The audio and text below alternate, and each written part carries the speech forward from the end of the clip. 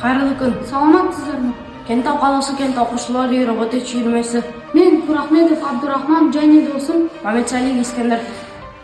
Биздин бүгүн алып келген жобомуздун аты акылдуу кала жобасы. жобаның максаты акылдуу технологиялар және деректерди талдоо көмегинен азаматтардын өмүр сүрүү жакшыратуу. Акылдуу кала дегенде эске эмне келеди? Жашыл кала, робот калашыктары, тагы да башка. Бизде дәл солай өз кыялыбызга эрк берип жобамызды жасап көрдүк. Жобанын негизги бөлүгү Arduino аркылуу кураштырылган. Көчөнү жарыктандырууга арнайы диодтарды пайдаланып багдашым орнаттык.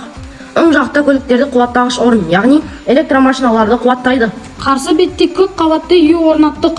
Мында Arduino сенсорлары аркылуу сагатты аба температурасын, газ кысымын көрүүгө болот. Ар кара эко саябак.